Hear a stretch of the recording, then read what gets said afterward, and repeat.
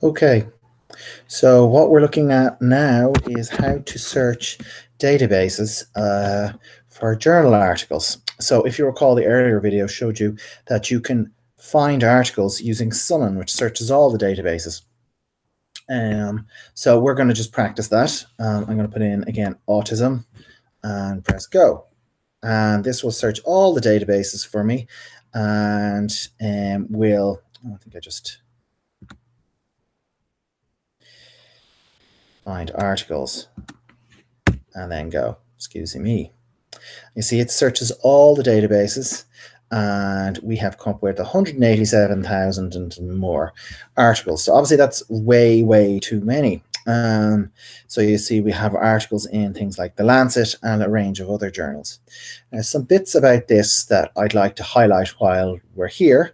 For example, if we were looking at Fred Volkmar's article on autism in The Lancet, and this was actually an article that we wanted to find, there's some handy tools here that Summon actually allows you to use. So if you recall, I asked you to log in so that your own web library account was actually in play when you started your search, and this is why. So if you see these here, if you let this hover over, it'll say, if you see above it, what this actually means. This is cite this item. So this will actually show you how to cite this if you need it, which is very, very, very useful if you should need that. So if we just press on that, and you see there's the citation for it. You can actually then print the citation for it should you need it. So if we choose our, we use APA, there's the citation. So you literally just copy that, and this will allow you put it then into your references list if you're doing it manually.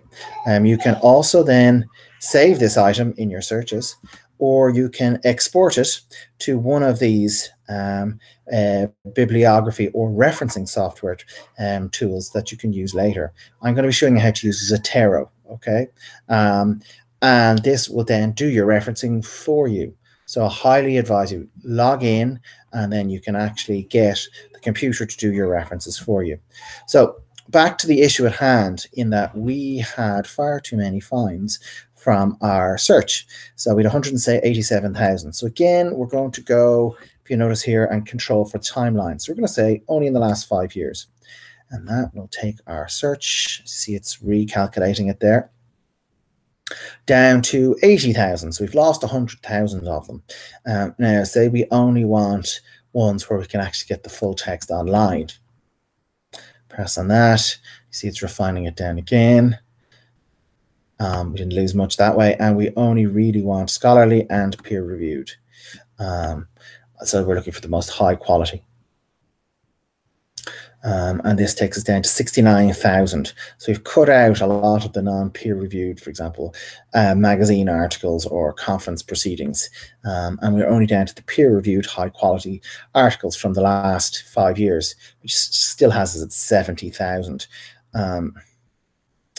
So we would now then look at what area we're actually looking at. So really, we'd be looking in the area of education. That takes us down to 8,000. And I'll let this run through. And if, yeah, we're down to just over 8,000 from 187,000, if you recall. And we would then maybe be looking at ones that involve children. And that will take us down to just over 3,000. So we've cut it right down. This is still far too many to search. So what we're going to need to do is go across to the advanced search. And we're going to get used to search domains. So if you recall, we're looking for, you're always looking for particular things. So if you notice here, you've got a number of tools, and, or not. So I'm going to tell you how to work these. So if we're looking at autism and education, plus, not, say, adults,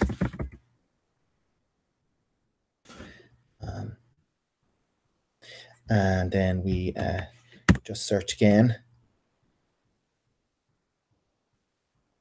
Let's see what we're down to now. Oh, I think I seem to have undone some of my searching that I was doing. Yeah, I did undo all of those. So do these, the and the not first, search first, before going on to any of these.